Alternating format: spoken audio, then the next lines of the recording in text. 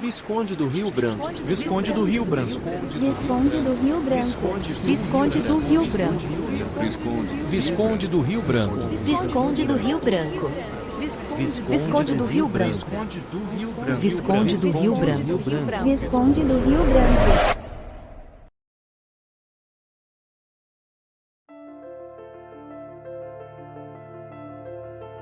Desde que me entendo por gente, sempre acreditei que alguns lugares não são apenas pontos no mapa, são extensões da alma. Visconde do Rio Branco, esta joia silenciosa da zona da Mata Mineira, é para mim exatamente isso. Um território afetivo, um espaço onde o passado respira, onde a memória encontra abrigo, onde minhas raízes maternas ficam no chão a história que me moldou. Embora eu tenha nascido no Rio de Janeiro, foi aqui, nestas colinas mineiras, que descobri a força de pertencermos a um lugar que nos acolhe antes mesmo de entendermos o motivo. Desde a infância, quando eu pedia para trocar as férias agitadas da cidade grande pela tranquilidade de Santa Maria, aprendi que liberdade podia ser simples.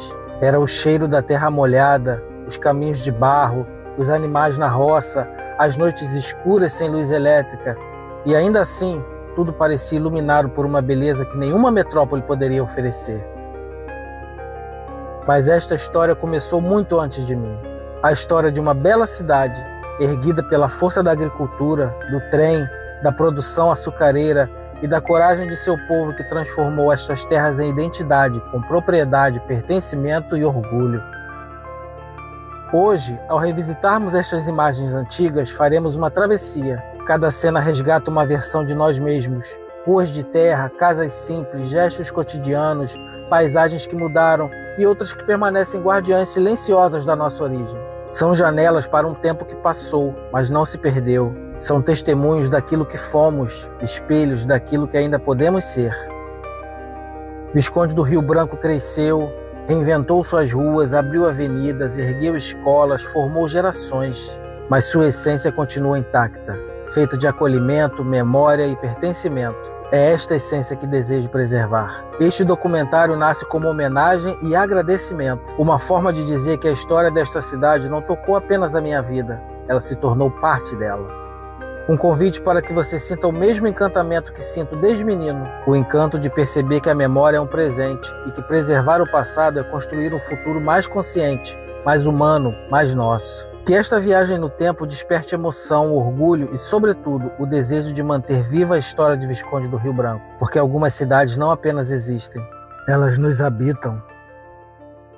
Desde muito antes de existir no mapa, Visconde do Rio Branco já existia na alma da terra. Entre a mata fechada e o curso antigo do rio Chopotó, viviam povos que guardavam este lugar com o silêncio das eras. Puris, Cropós, Coroados, os primeiros a chamar este território de lar. No fim do século XVIII, caminhos foram abertos em meio ao verde. Onde antes só havia floresta, ergueu-se uma pequena capela dedicada a São João Batista.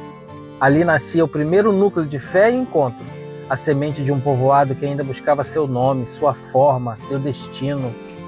A história, então, começou a mudar seu nome. Chamaram-no Chopotó dos Coroados, Aldeia do Chopotó. Com o tempo, transformou-se em São João Batista do Presídio, nome oficializado em 1810, quando a capelania virou distrito. Em 1839, tornou-se vila e seria extinta, incorporada a outras terras e mais tarde retomada. Uma cidade que nascia, desaparecia nos papéis e renascia, sempre forte, sempre insistente.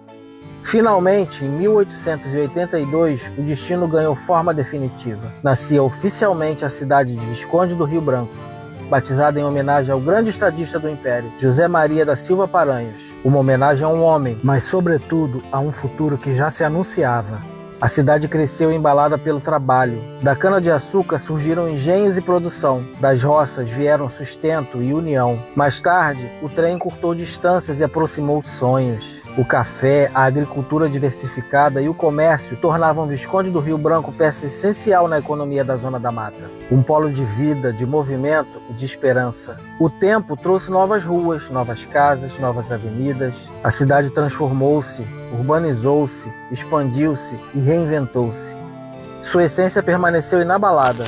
Um povo acolhedor, uma memória resistente e uma identidade tecida por gerações. Aqui, o passado não é apenas uma lembrança, é alicerce. A Praça 28 de Setembro sempre foi mais do que um espaço público. É o coração simbólico de Visconde do Rio Branco, onde memórias se acumulam como camadas de tempo. Ué, na praça, no meu tempo, tinha as árvores. Os bancos ficavam pertinho da árvore, assim, ó. Em volta, igual o que fala, chamava Banco das Galinhas. Não tinha nada por dentro, não tinha. Era tudo livre. Batizada em homenagem à Lei do Ventre Livre, promulgada em 28 de setembro de 1871, a praça carrega em seu nome uma essência de liberdade, renovação e transformação. Eu lembro muito das árvores, mas não tinha aquelas plantas que tem hoje, aquelas flores. No final do século XIX e início do século XX, quando o município consolidava sua economia baseada na agricultura e ampliava a atividade comercial, ela se tornou o ponto de convergência de uma sociedade em crescimento. Ali chegavam notícias, circulavam viajantes, consumidores, agricultores, ambulantes e famílias que encontravam no espaço comum uma espécie de refúgio urbano. Eu já acompanhava os colegas e era comum a gente ir de pé para a cidade, caminhando. Era comum levar o sapato na mão e descalço a gente locomovia mais fácil, né? E na chegada da cidade ali, já tinha um lugar que tinha uma mina, nós ia lá, lavava os pés, calçava aquele sapato, aí que ia para a praça, ficar circulando na praça ali, né? Até a tarde da noite, né? E a praça era cheia, né? Sexta-feira Santa, quinta-feira Santa, terça-feira Santa. Todo mundo ia para a praça. Os jovens vai ficar passeando e vendo as garotas, né? Porque toda a região estava ali, né, cara? Era animado ali a sexta-feira Santa, quinta-feira. Apelidado de viaduto, o coreto, com sua estrutura delicada, testemunhou décadas de apresentações musicais, discursos políticos, festas religiosas e serestas que embalavam as noites riobranquenses. Tinha o viaduto, e até hoje está lá o viaduto não saiu. Os bancos da praça carregam histórias de gerações, dos jovens que ali se encontravam ao cair da tarde, dos idosos que contavam memórias aos netos, dos trabalhadores que aproveitavam a sombra das árvores para um descanso rápido antes de seguir o dia. Era gostoso de ver os casais namorando, era gostoso de ver o palanque, a criançada brincando, ver os casais rodando a praça todinha de mãozinhas dadas, sem maldade. As paradas cívicas transformavam a praça em palco solene. A banda 13 de Maio preenchia o ar com sonoridades que ecoavam no centro da cidade, enquanto escolas, autoridades e moradores celebravam a identidade e pertencimento. Nas décadas seguintes vieram também os eventos esportivos que marcaram época, as famosas corridas de bicicleta que reuniam multidões e enchiam o espaço de energia, competitividade e alegria. Ao longo do tempo, a Praça 28 de Setembro não apenas acompanhou as transformações urbanas da cidade, ela própria foi símbolo dessas mudanças. Mudaram os jardins, o calçamento, o movimento das ruas ao redor, mas permaneceu intacto o sentimento de que ali está uma espécie de espelho da alma riobranquense. Hoje, quem caminha pela praça reconhece que ela continua a ser o encontro entre o passado e o presente, um lugar onde a história repousa em silêncio, mas nunca deixa de respirar. A devoção a São João Batista acompanha Visconde do Rio Branco desde antes de ser cidade. Foi ao redor de uma singela capela dedicada ao santo, ainda no final do século XVIII, que se formaram os primeiros agrupamentos de moradores. A estrutura original, simples e feita de materiais rústicos, era símbolo de fé e união para os pioneiros que viviam entre roças, mata e caminhos de terra. Primeira sexta-feira, a gente vinha carona, ou então levantava de madrugada e vinha a pé, chegava num lugar que tinha uma mina, lavava os pés, calçava a sandália, né? Pra gente chegar até a missa. Quando acabava a missa, a gente ia de novo, tirava a sandália para vir a pé, para voltar para Santa Maria. Ali eram celebrados batizados, casamentos, missas esporádicas trazidas por padres itinerantes. Era a alma espiritual de um povoado nascente. Com o crescimento da comunidade, a necessidade de um templo maior tornou-se evidente. Ao longo do século XIX, diversas ampliações e reformas foram feitas, até que se desenhou um projeto mais ambicioso, construir uma matriz sólida, imponente, que acompanhasse o desenvolvimento da vila e, mais tarde, da cidade. Na época, da Semana Santa, aí a gente ia, tinha terça, tinha no domingo, tinha na terça-feira, sexta-feira, Aí sempre a gente ia. Eles me davam para fazer a primeira leitura ou a segunda leitura. Esse sonho tomou forma na construção de uma nova igreja matriz, cuja obra foi concluída e consagrada em 1917, agora com grande inspiração neogótica em sua fachada. A nova edificação trouxe elementos arquitetônicos mais elaborados, típicos do período: torre marcante, altar-mor detalhado, vitrais que filtravam a luz e reforçavam a atmosfera mística, e o interior que convidava ao recolhimento e à contemplação. Primeira sexta-feira, aí da Rio Branco, né? Era muito cheio, meu filho. Tinha um mesão, meu filho, de café, pão cortadinho, não existia manteiga, né? Mas aquilo era uma beleza para nós, né? Era uma alegria, né? Então, tomava um cafezinho e voltava para casa. Punha uma mesa grande, meu filho. A gente escolhia, né? Tinha leite, tinha café. E outra coisa, não é igual hoje que você pode tomar o café em casa e pode ir lá comungar, não. Era em jejum. Ainda punha aquele véu na cabeça, né? Tinha véu. E com muita fé ali, naquele tempo não tinha muita diversão, né?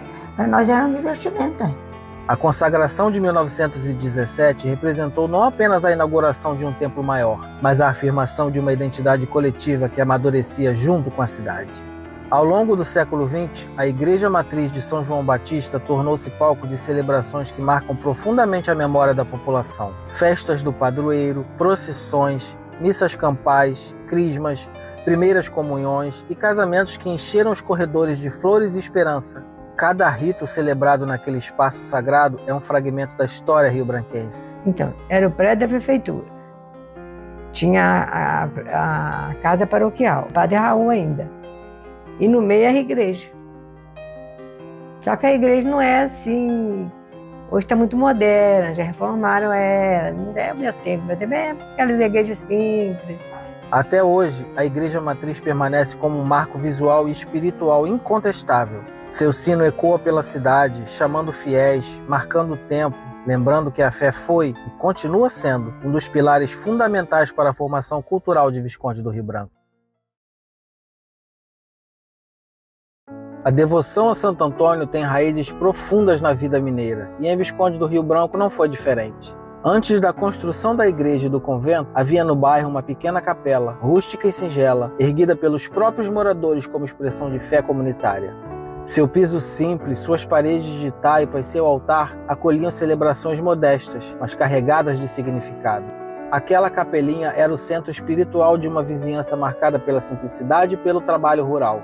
Com o passar dos anos e o crescimento populacional, a necessidade de um espaço maior transformou o sonho coletivo em realidade. Iniciou-se a construção da Igreja de Santo Antônio, acompanhada mais tarde pelo convento.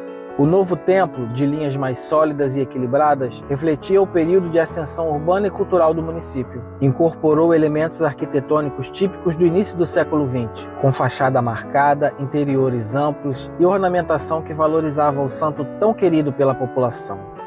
O convento anexo desempenhou papel fundamental na vida religiosa e social da comunidade. Ali, religiosas dedicavam-se ao ensino, à assistência e ao cuidado das famílias, fortalecendo laços que extrapolavam a vida litúrgica. Ao longo das décadas, as festas de Santo Antônio, procissões e encontros comunitários consolidaram o templo como símbolo de caridade e acolhimento. Hoje, tanto a igreja quanto o convento permanecem como referências visuais e espirituais, testemunhas silenciosas da fé que ajudou a moldar a identidade rio-branquense. Em suas paredes vivem ecos de cantos antigos, passos devotos, promessas, agradecimentos e momentos que atravessaram gerações. A chegada da Leopoldina Railway a Visconde do Rio Branco, no final do século XIX, foi um dos marcos mais importantes da história local. Até então, a cidade dependia das estradas e do transporte de tropas de animais para escoar sua produção e receber mercadorias. A ferrovia transformou completamente essa dinâmica. A gente vinha de trem, ia na Leopoldina, pegava o trem, aí tinha de primeira e de segunda. Só que a de segunda era mais barata. Troço duro, dá pra caramba, vinha esse mesmo, não podia trocar no caminho. O apito do trem, que cortava as manhãs e tardes da cidade, anunciava um novo tempo, o tempo da modernidade. Sim, que às vezes a gente estava indo para a cidade e o trem estava passando, né? Então você tinha o prazer de parar e ver o trem passar. Aquilo para a gente que é criança, era lá o trem, lá vem o trem. A construção da estação, de linhas elegantes, com plataforma ampla e cobertura característica das estruturas ferroviárias inglesas, trouxe para o município um centro de circulação de pessoas, bens e oportunidades. Agricultores passaram a enviar com mais rapidez sua produção. Comerciantes puderam importar produtos antes inacessíveis. Viajantes chegaram trazendo notícias, ideias e trocas culturais.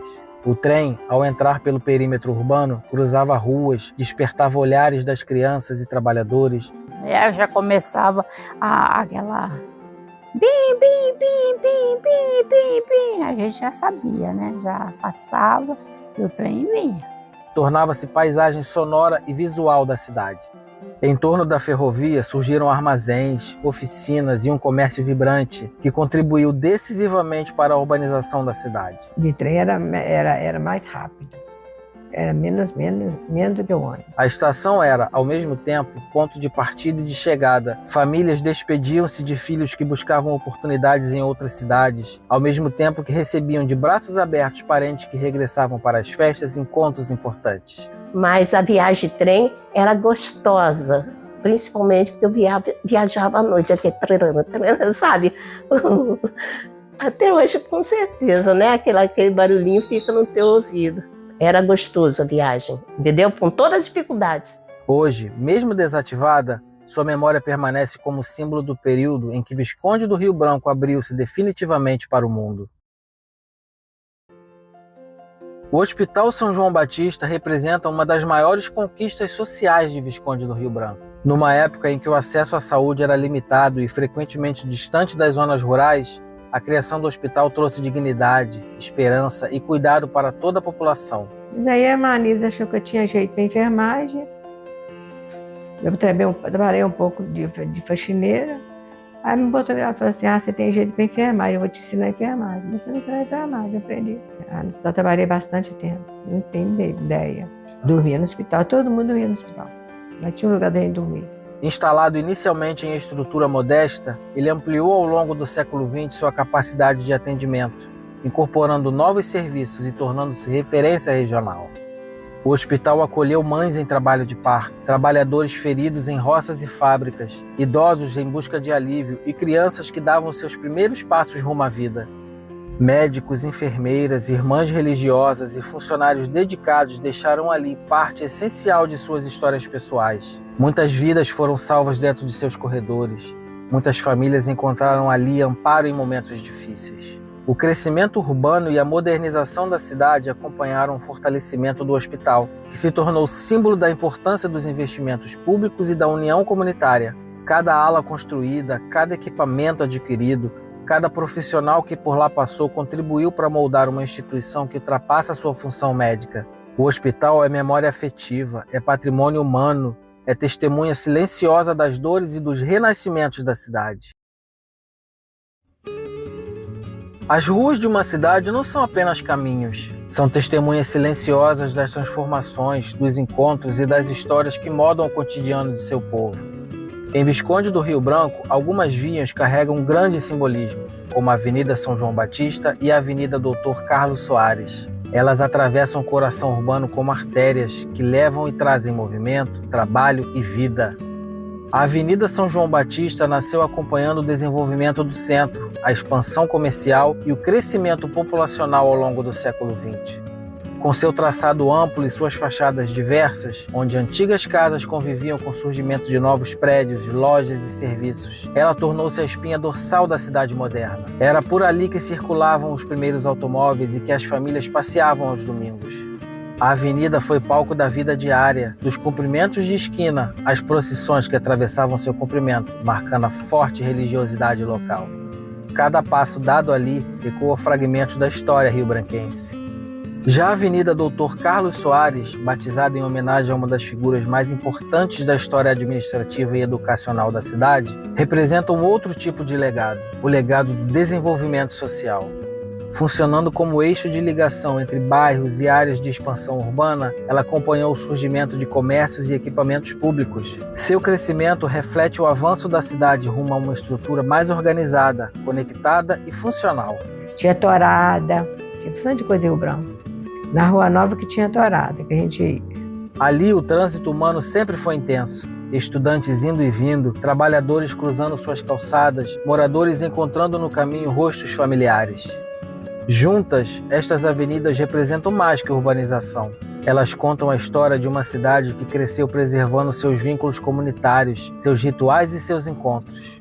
São caminhos por onde passou e continua passando o espírito de Visconde do Rio Branco. Em Visconde do Rio Branco, os eventos públicos sempre foram expressão viva da identidade coletiva. As paradas cívicas permanecem entre as tradições mais marcantes da cidade. Escolas, autoridades e moradores compunham um espetáculo de respeito, união e memória coletiva. Para muitas crianças e adolescentes, desfilar ali era rito de passagem, um momento de pertencimento profundo. Nas décadas de maior efervescência cultural, a cidade se tornava palco das famosas corridas de bicicleta que transformavam a Praça 28 de Setembro num circuito de adrenalina e alegria. Jovens competiam, espectadores vibravam e cada curva carregava o espírito esportivo e comunitário que fazia parte da vida cotidiana. O Carnaval na Praça era outra celebração que reunia todos os perfis da comunidade. Blocos, fantasias, risos, serpentinas e marchinhas enchiam as noites de cores e movimento. Não importava a origem ou a idade, todos encontravam ali um espaço para celebrar. Era o Carnaval da convivência, da criatividade e da espontaneidade, um retrato autêntico da alegria mineira. Cada vela acesa, cada canto, cada passo em procissão são parte da história emocional de Visconde do Rio Branco. Assim, eventos cívicos, esportivos, festivos e religiosos se entrelaçam como fios que tecem a alma cultural da cidade. Uma alma vibrante, plural e profundamente enraizada. A história de Visconde do Rio Branco também pode ser lida por meio de seus prédios, cada um guardando uma narrativa própria. A Casa Teles, uma das mais tradicionais da cidade, foi por décadas referência de comércio e convivência. Suas paredes abrigaram histórias de famílias, trabalhadores, fregueses e viajantes que encontravam ali o que precisavam, desde produtos básicos até a conversa acolhedora típica das cidades mineiras. A Casa Teles representa resistência cultural, mantendo viva a memória arquitetônica de uma época em que as construções possuíam personalidade e identidade própria. O Clube dos 50, por sua vez, foi palco de alguns dos eventos mais marcantes da vida social rio-branquense. No Carnaval, eu já estava trabalhando numa casa, aí eu fui com as duas filhas dela, no Clube dos 50. É uma saudade assim que, como diz, é um tempo que eu vivi. Foi só 2 vezes, nós fomos no Clube dos 50, né? Eles me levaram, que eu cuidava com eles, brincava com eles. Já trabalhava em outra casa, né? E até junto com ele, nessa casa. Como foi maravilhoso, né? Arrumaram uma roupa para mim, uma fantasia. Nós fomos. Bailes, formaturas, reuniões e celebrações da comunidade passaram por seu salão. No campo da educação, poucos prédios foram tão simbólicos quanto a Escola Normal, o Grupo Escolar Dr. Carlos Soares e o Grupo Escolar Padre Antônio Correia. Olha, eu frequentava muito o colégio e a escola normal. Não para estudar, mas para, como se diz, na alfabetização que eu tinha que trazer, para cá. Então a gente fazia muitos cursos e era sempre na escola normal, no colégio. Estes estabelecimentos formaram muitos jovens ao longo do século XX. E contribuíram decisivamente para o desenvolvimento intelectual e social do município. Aquele tempo, quem fazia escola normal estava feita, né? Podia dar aula, né? Não é igual hoje. A escola normal, especialmente, foi um marco na formação de professores, moldando gerações de educadores que até hoje levam conhecimento às zonas urbanas e rurais. Já os grupos escolares representavam o avanço do ensino estruturado, sinalizando a modernização da cidade e seu compromisso com o futuro. No centro deste cenário urbano pulsante, a antiga rodoviária, localizada na Praça 28 de Setembro, ocupou um papel essencial na dinâmica da cidade. Muito mais que um ponto de embarque e desembarque, ela foi durante décadas um espaço de encontros, despedidas, expectativas e retornos. Por ali passaram estudantes em busca de formação, trabalhadores rumo a novos caminhos, famílias inteiras carregando malas, sonhos e saudades. Sim, na praça tinha ali uma rodoviáriazinha ali, onde vendia as passagens pra gente, né? Ali na praça mesmo ali, ao lado da Casa Teles, e mesmo debaixo ali onde tem o bar debaixo da associação comercial, ali tinha um ponto de comprar passagem ali, né? A rodoviária também conectava Visconde do Rio Branco ao mundo, fazendo da praça um lugar de movimento constante, onde o tempo parecia acelerar ao som dos motores e das conversas apressadas. Quando eu voltava para o Rio, ele saía da praça. Depois, com o tempo, ele mudou, o prefeito passava ali pela beira na linha, ali, perto do posto de gasolina. Dali, depois foi lá, né, fizeram a rodoviária nova lá em cima. E daquela nova está até hoje. Mesmo hoje, ausente fisicamente, sua memória permanece viva no imaginário coletivo, como símbolo de uma cidade que sempre soube acolher quem chegava e guardar com carinho quem partia. Cada uma destas edificações, à sua maneira, contam a história de uma Visconde do Rio Branco que cresceu com esforço, com união e com a consciência de que o patrimônio material também carrega a alma da comunidade. Cemitério. Quando, por exemplo, quando Edir morreu, eu fui no cemitério, vi as portas todas fechadas para passarem com o caixão, né, lá em cima, né, no Muzungu. Aí descia aquela fila de pessoas atrás do caixão, né? Então todo o comércio fechava para passarem com o corpo. As pessoas fechando a porta rápido que estava passando com o corpo dela, né? Ver o respeito das pessoas. Agradecida ela, né? Que ela era uma pessoa que todo mundo conhecia, porque ela ajudava todo mundo, ela andava com todo mundo, né? Aquela alegria de sempre. Ela era muito conhecida, não tinha quem não gostasse de Edir.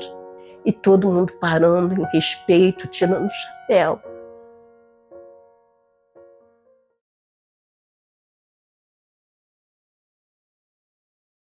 A Companhia Açucareira Rio-Branquense simboliza uma das fases mais importantes da economia local. Numa região onde a terra sempre foi generosa, a cana-de-açúcar tornou-se motor de desenvolvimento, trazendo trabalho, circulação de mercadorias e fortalecimento comercial. A usina, com sua estrutura imponente e seu maquinário potente, representava a modernização agrícola que transformou a vida de inúmeras famílias. Porque ali é muito movimento, né? O barulho da usina. Era porque a gente morava um pouquinho mais afastado um pouco da usina, assim. Mas era muito movimento. Tinha movimento direto ali. As coisas saindo lá em cima, fumaça. Era muito movimentado. Era direto, caminhão de cana direto. Ali, trabalhadores se reuniam desde antes do nascer do sol, dedicando sua força à produção que movia a cidade. Caminhões carregados chegavam e saíam. O cheiro adocicado do processamento da cana se espalhava pelo ar. E outra coisa, né?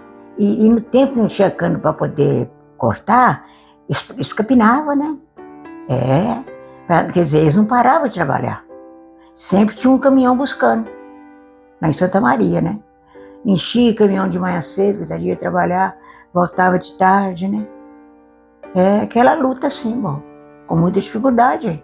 Motores e caldeiras marcavam o ritmo do local. A usina era mais que uma indústria. Era um centro de encontro social, um lugar onde histórias de luta e perseverança se cruzavam diariamente. A gente, para chegar, para às vezes ir para Rio Branco, a gente pedia carona, a gente ia de carona nesses caminhões, porque não tinha quase condução para poder ir para Rio Branco.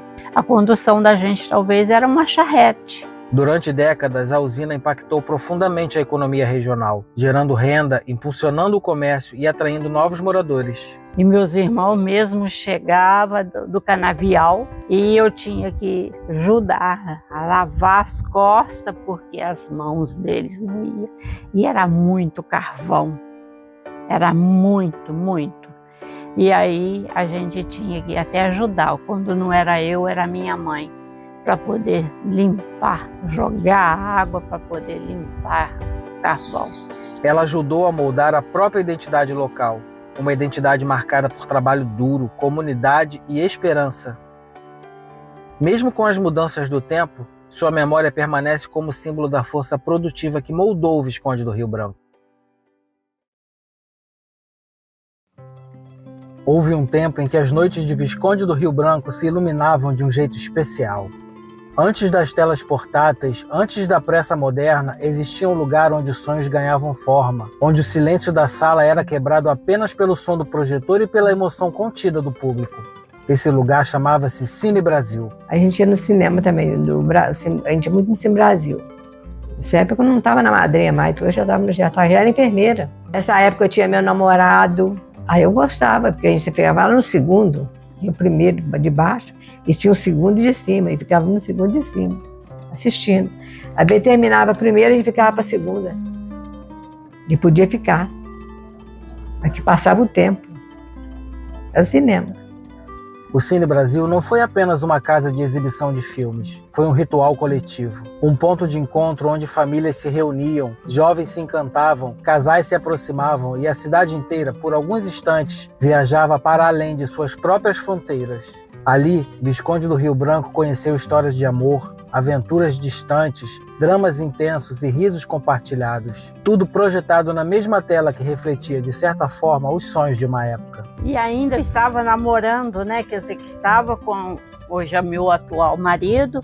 Então foi muito, muito gostoso ver aquela tela enorme, o filme. Dei muita gargalhada, sabe? Foi bom demais. Hoje, mesmo extinto, ao se visualizar sua fachada, o Cine Brasil permanece vivo na lembrança de quem frequentou. Ele segue existindo como símbolo de um tempo em que a cultura ocupava o centro da vida urbana e em que o cinema era mais do que entretenimento, era encontro e emoção.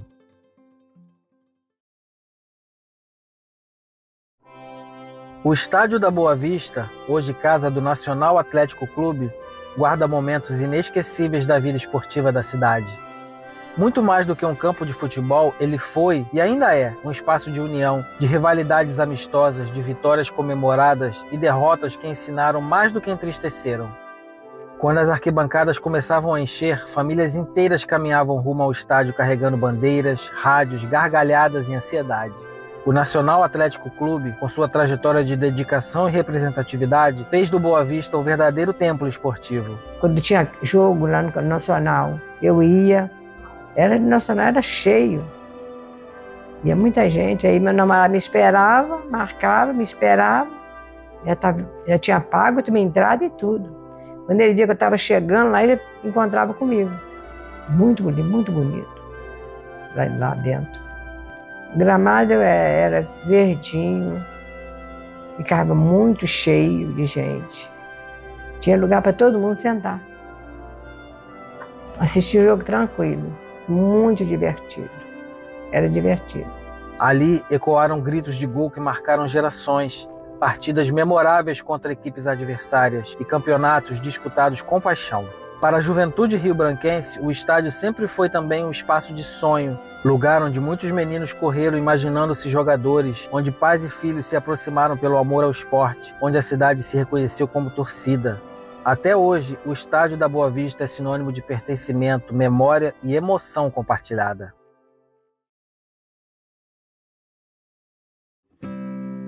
A zona rural de Visconde do Rio Branco guarda algumas das paisagens mais autênticas do município. As localidades de Santa Maria, com sua majestosa serra, Piedade de Cima, Floresta, São Francisco e Rancho Verde são alguns símbolos desse universo. Ali, o tempo parece seguir outro ritmo. O ritmo do campo, da terra, da simplicidade que resiste às pressões da modernidade. Casei com 21 anos, mas é um namoro assim, né, Flávia? A gente não saía junto. Era só o dia que fosse lá em casa, a gente tinha dia que... Sempre, todos domingos ele ia, né? Mas é a distância assim, é que a gente conversava. Pensou? A distância assim, ó, ele ia embora, né? Cumprimentava, tal. Oh, meu Deus. Aí até era assim, minha filha, quando casava era desse jeito aí. Casei com 21 anos. Namorei 6 anos, desse jeito.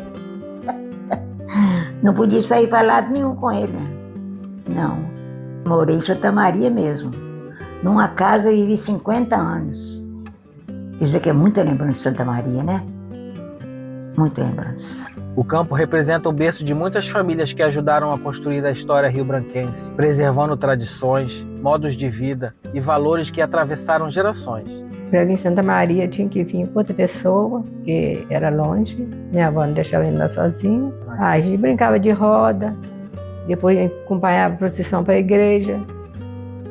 Época de procissão tinha coroação. Foi ali que muitos moradores da cidade experimentaram suas primeiras memórias de liberdade. Não, eu tinha uma caminhada para ir de 30 minutos para ir até lá na aula, na escola, e voltar da escola para cá também mais uns 30. Só que a gente era criança, a gente começava a correr, vinha correndo, ia correndo, né?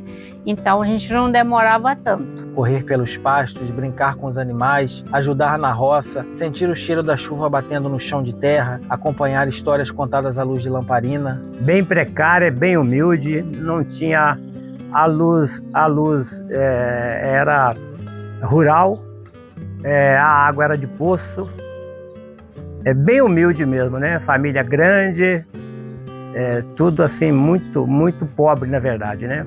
Sem energia elétrica, num passado não tão distante, eram as estrelas que iluminavam as noites da roça, noites cheias de silêncio e afeto. Sou do tempo que a Luli pegava, tipo assim, vamos lá, 5 quilos, que eu era criança, 5 quilos, barrava num saco, botava na minha cabeça, não para. Eu saía dali de casa, e de Santa Maria, e até lá no Vô, no engenho, né? Chegava lá, tava ele triturando o milho, fazendo fubá, aquele cremezinho, né? Então já levava o milho, ali mesmo já botava a mesma quantidade de fubá, botava na minha cabeça. Eu e o Zé, no caso, na época, meu irmão mais velho, colocávamos aquilo na cabeça e trazíamos. A agricultura sempre foi a principal atividade da zona rural, sustentando famílias e abastecendo a cidade com produtos frescos. Eu vinha com a minha avó. Quando a gente vinha, sempre eu vinha de companhia com ela, andando. De lá do lugar que eu morava, que era perto de Cesário, pegava a pista e ia até lá na cidade. Então, que vinha embora, a mesma coisa. Chegava ali, tirava o sapato, botava numa bolsa, sei lá, e vinha andando. Os laços comunitários são fortes. Lá em Santa Maria era bom que tinha muita torada, né? E tinha missão também. Tinha missão de semana inteira, missão. Mas é só que tinha uma torada, sempre tinha torada, um circozinho, né? Era um gostoso. Nela, meu filho confessava, comungava, né? Todo dia tinha uma procissão, fazia uma procissão, né? Ia até na igreja. Aqueles missionários, né? Eram uns 3 missionários. Então aquilo ali era uma beleza para nós, né? A gente sabia que tinha aqueles missionários ali poder. Então alegrou a gente mais. Quando estava em Santa Maria. Era uma vez por ano. Uma vez por ano. Mas já está só encantada com aquilo, né? Tanto nós temos essa missão. Depois da missa, aí em Santa Maria, depois do né, que tinha a missa, a missão. Tinha a missão. Tinha muita coisa, bom, semana inteira. Aí as moças passeavam para lá, os rapazes passeavam para cá, estava ali em Santa Maria. Tinha um passeio das meninas e tinha os passeios dos rapazes, né? Então, mas todo mundo só olhava assim, né, filho? Podia ser namorado que não passeava junto, não. As mulheres, as meninas cá e os rapazes lá. Você vê que diferença, né, Flávio? Ele deixou muita lembrança, né, Flávio? Deixou muita lembrança. A gente não está acostumado com nada mesmo. Qualquer coisinha que tinha era bom para nós, hein? Vizinhos se ajudam, compartilham colheitas, celebram juntos, cuidam da terra como parte da própria vida. Era difícil. Para ter acesso a um médico, caso de emergência, era complicado, né? Eu me recordo o transporte de corpos até o cemitério na cidade era levado por um grupo de homens, que ainda criança eu já participava, e levando o serviço funerário ali, o caixão, em 4, 6 pessoas. Era difícil, né? Enfrentando sol, chuva, para conduzir aquele corpo até o cemitério, né? O campo, ao mesmo tempo, passado preservado e futuro possível. Bom, minha casa, né, toda a vida foi na zona rural, porque eu não morava lá, no centro lá de Santa Maria, no povoado. Eu tinha algumas amigas, nem é colega, né, eram amigas mesmo, que moravam por perto. e a gente se dava muito bem e nós sempre estávamos juntas, assim que desse à tarde, aos domingos, a gente estava sempre juntas. E tinha também jogo de futebol, a gente ia para os campos assistir, né, o futebol. Um lembrete de que as raízes rurais continuam sendo a base da identidade riobranquense. Perto de casa tinha uma menina que estudava, eu ia junto, um caderninho na mão e um lápis na mão. Há cidades que passam por nós como paisagens distantes. Há cidades que se instalam em nossos corações. Visconde do Rio Branco é uma destas cidades raras que não pedem licença para entrar. Elas simplesmente chegam, silenciosas, profundas, e se instalam na parte mais sensível do nosso ser. Eu, que não nasci aqui, descobri isso desde cedo. Descobri quando pisei nesta terra pela primeira vez, ainda menino, e senti algo que não sabia explicar. Descobri ao ouvir histórias contadas nas varandas, ao caminhar pelas estradas de terra de Santa Maria e ao ver o sol se deitar sobre suas montanhas. Descobri que existem lugares que nos adotam, mesmo quando não pertencemos a eles por nascimento, e que fazem isso com a generosidade de uma mãe que acolhe sem questionar. E se alguém que veio de fora pôde amar esta cidade com tamanha profundidade, imagino o que significará para aqueles que nasceram aqui. Que privilégio é ser riobranquense. Que honra carregar no peito a memória deste chão, destas ruas, destas histórias que sobreviveram ao tempo. Ter orgulho de sua terra não é apenas celebrar o presente, é assumir o compromisso de defendê-la, preservá-la e honrá-la. É reconhecer cada pedra, cada fotografia antiga, cada cântico da igreja, cada pedaço de lembrança é parte de algo maior, parte de quem você é. A história que vimos aqui não é apenas um registro, é espelho, é um chamado, um lembrete de que o futuro não nasce do esquecimento, mas da coragem de lembrar. De lembrar quem construiu este lugar, quem o sonhou, quem o carregou no coração, mesmo quando o mundo parecia grande demais. Visconde do Rio Branco não é só passado, é continuidade, é herança, é chama acesa, esperando mãos que a carreguem adiante. Se você nasceu aqui, celebre sua cidade, caminhe por suas ruas como quem caminha pela própria história, defenda seu patrimônio como quem protege um tesouro de família, ensine seus filhos sobre o valor das raízes, lute por ela, vibre por ela. Poucas cidades no mundo têm a capacidade de reunir, num só lugar, memória, simplicidade, beleza e pertencimento. E para você que talvez nunca tenha visitado o Visconde do Rio Branco, deixe que esta última imagem, esta última palavra, desperte em você a vontade de conhecê-la, de pisar onde tantas vidas foram moldadas, de sentir o vento que carrega histórias, de olhar para esta cidade com os mesmos olhos emocionados com que a vi, pela primeira vez, quando entendi que estava diante de um pedaço vivo da minha própria identidade. Ao final desta jornada fica um pedido, mais do que um pedido, um desejo, que esta cidade continue sendo amada, que sua história continue sendo contada, que seus filhos, nativos ou adotados, sigam juntos, preservando aquilo que nenhuma máquina, nenhum tempo, nenhum esquecimento pode apagar: a alma de Visconde do Rio Branco.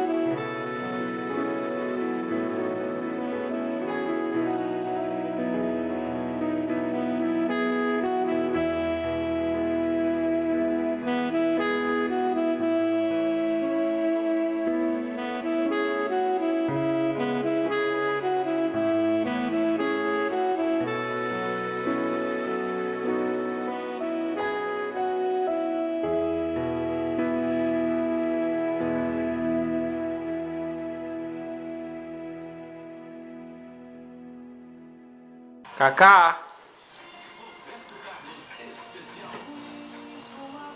Chama ele, mãe, pra ele ir pro seu quarto. Chama ele nessa posição que ele estava ali Meio Tô filmando. Hã?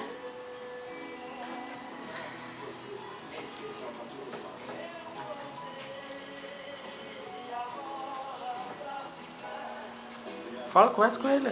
Tá, vamos cear? Vamos cear? Vamos cear? Vamos cear com a mamãe? Vamos cear com a mamãe. Não. Não. Ele tá lá atrás. Né? Cacá?